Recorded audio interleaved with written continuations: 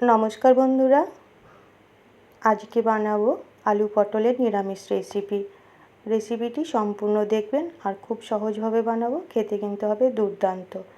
কড়াইয়ে দিয়ে দিলাম পরিমাণ মতো সরিষার তেল। আপনারা চাইলে রেসিপিটি সাদা তেলেও করতে পারেন। দেখুন তেল গরম হয়ে গেছে, কেটে রাখা পটলগুলো আমি দিয়ে দিচ্ছি।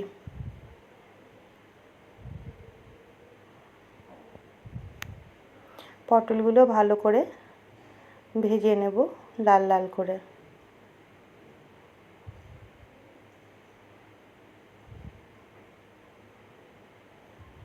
দেখুন কিছুক্ষণ পর ফিরে আসলাম, পটলগুলো বেশ অনেকটাই লাল লাল করে ভাজা হয়ে গেছে। আরও একটু ভাজতে হবে। তো বন্ধুরা, ওই কড়াইয়ের মধ্যেই আমি দিয়ে দেব কেটে রাখা আলুগুলো। তাহলে আলুও আর একটু ভাজবো আর পটলগুলো তার সঙ্গে ভাজা হয়ে যাবে বন্ধুরা। আপনারা চাইলে পটল আলাদা করে ভেজে তুলে রেখে আবার আলুগুলো ভেজে করতে পারেন। এখানে আমি একসঙ্গেই করে নিচ্ছি। দেখুন দিয়ে দিলাম সামান্য লবণ আর সামান্য হলুদ।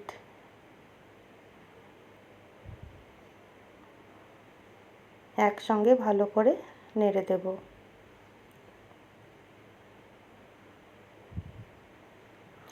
আলু পটল নেড়ে আবারও ভালো করে একসঙ্গে ভেজে নেব।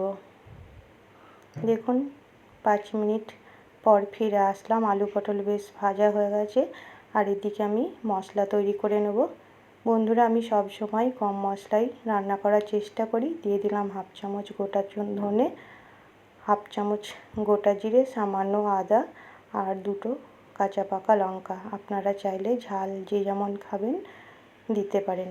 এবার সামান্য জল দিয়ে মশলা তৈরি করে নেব। দেখুন খুব সুন্দর করে মশলা পেস্ট করে নিয়েছি। আর এদিকে আলু পটলগুলো খুব সুন্দর করে ভাজা হয়ে গেছে।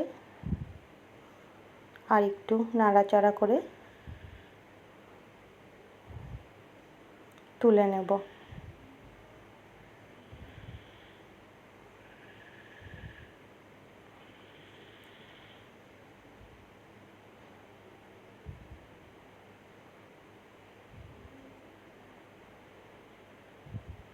দেখুন আলু পটল আমি অন্য পাত্রে তুলে নিলাম। ওই কড়াইয়ের মধ্যে আবারও সামান্য একটু সরিষার তেল দিয়ে দিলাম। তেল গরম হয়ে গেছে, দিয়ে দিচ্ছি গোটা মশলা, তেজপাতা, দারচিনি, জয়িত্রী, 2টো এলাচ, 1টা শুকনো লঙ্কা, 1/2 চামচ গোটা জিরে। এবার সবগুলো একসঙ্গে ফোড়ন হিসেবে আমি দিয়ে দিলাম। এবার একটু ভালো করে নাড়াচাড়া করে মশলা থেকে একটা সুন্দর গন্ধ বেরোলে আমি দিয়ে দিলাম 1টা টমেটো আর ছোটো সাইজের 1টা ক্যাপসিকাম আমি কেটে রেখেছিলাম, সেটাই দিয়ে দিলাম।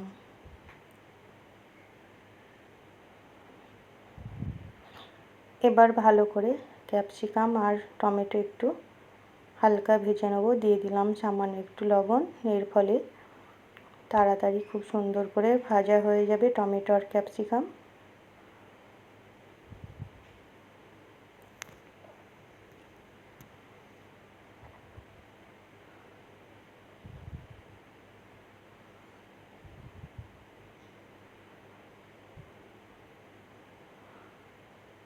এবার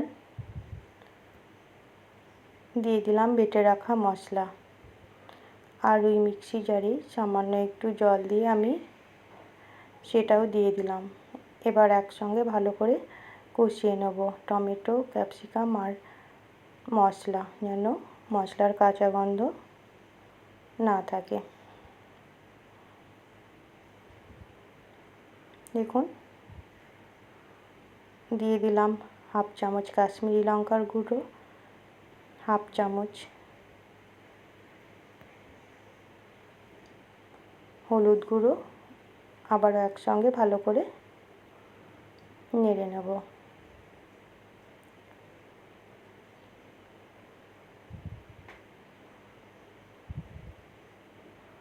2 মিনিট মতো একটু নাড়াচাড়া করে নেব। দেখুন 2 মিনিট পর আমি ভেজে রাখা আলু আর পটলগুলো দিয়ে দিলাম। ওই থালাতেই সামান্য একটু জল দিয়ে সেটাও দিয়ে দিলাম। একসঙ্গে ভালো করে নাড়াচাড়া করে দেবো। তাহলে বন্ধুরা, এই নিরামিষ আলু পটলের রেসিপিটি কেমন হচ্ছে বুঝতেই পারছেন। আমার চ্যানেলে নতুন বন্ধু হয়ে থাকলে চ্যানেলটিকে সাবস্ক্রাইব করে পাশে থাকবেন আর পাশে থাকা বেল আইকনটি ক্লিক করবেন। নতুন কোনো ভিডিও আপলোড করার সঙ্গে সঙ্গে নোটিফিকেশন পৌঁছে যাবে সবার আগে আপনাদের কাছে। খুব সুন্দরভাবে আলু পটলের তরকারিটা ফুটে উঠেছে। দিয়ে দিলাম সামান্য লবণ, কারণ এর আগে আমি 2বার লবণ দিয়েছি বন্ধুরা। আবারও একসঙ্গে ভালো করে নাড়াচাড়া করে দিলাম।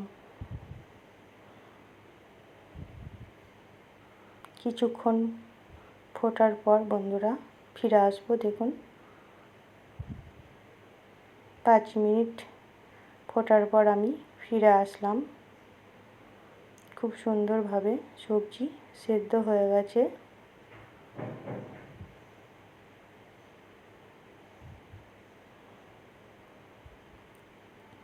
দিয়ে দিলাম স্বাদের জন্য হাফ চামচ চিনি, আপনারা চাইলে এটা স্কিপ করতেও পারেন, আর হাফ চামচ ঘি। আবার একটু নাড়াচাড়া করে আমি নামিয়ে নেব।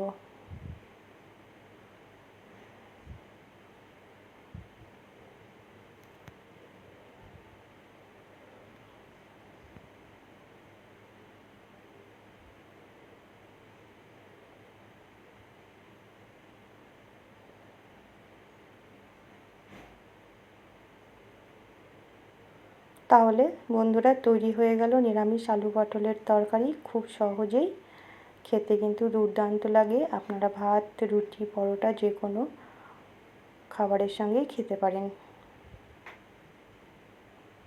অবশ্যই একবার আপনারা এইভাবে বানাবেন, দেখবেন খুব ভালো লাগবে। আর রেসিপিটি যদি ভালো লাগে লাইক, শেয়ার, কমেন্ট করবেন এবং ফ্রেন্ডস ও ফ্যামিলির মধ্যে প্রচুর শেয়ার করবেন। দেখুন আমি অন্য পাত্রে সার্ভ করে দিচ্ছি।